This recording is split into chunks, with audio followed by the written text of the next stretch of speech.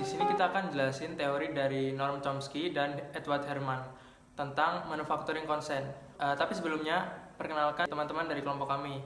Halo, aku Rosali Fiona, NPM 010.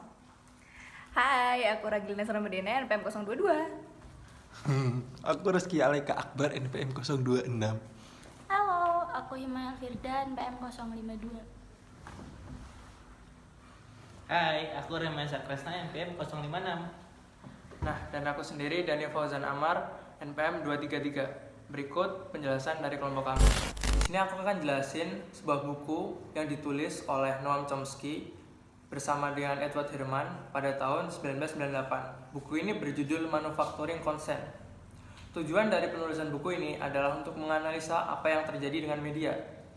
Dalam penyebaran media akan selalu ada arus atau etika dan kewajiban yang diperlukan untuk menyebarkan informasi dengan data yang akurat dan tervalidasi.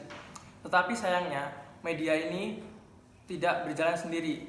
Mereka adalah suatu institusi di mana akan selalu ada kepentingan yang bermain dalam perusahaan media untuk menyaring berita, untuk memenuhi kepentingan tertentu, dan tidak melanggar kepentingan tertentu atau kita sebut dengan propaganda.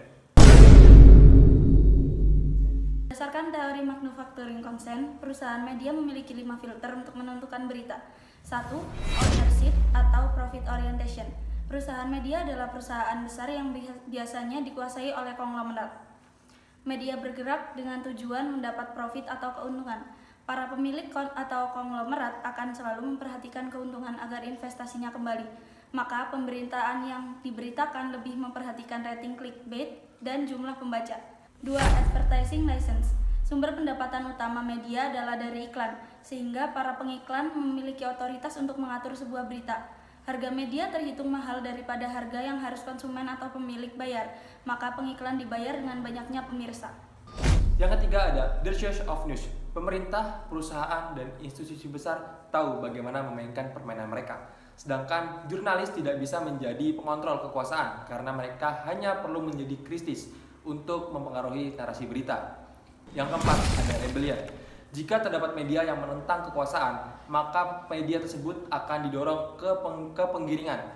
Nah, nama media tidak akan turun, tidak juga akan bisa masuk dan kehilangan akses serta media akan kehilangan cerita.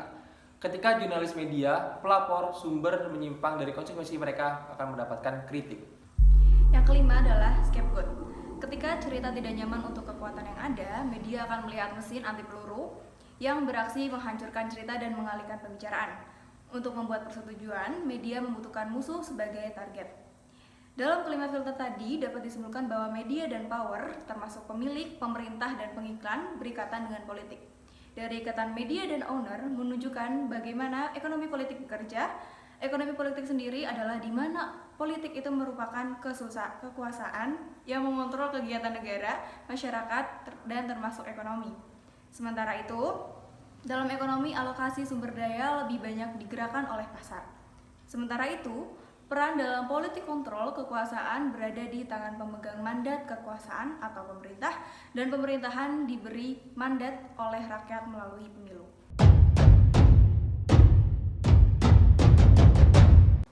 Nah, terdapat 3 kerangka, yaitu yang pertama ada komodifikasi, cara bagaimana power mendapatkan keuntungan. Contohnya seperti produksi musik jazz, yang membuat konsumennya menjadi pasif dan tidak memiliki daya untuk mengkritis, sehingga dapat dengan mudah dimanipulasi untuk periklanan atau profit.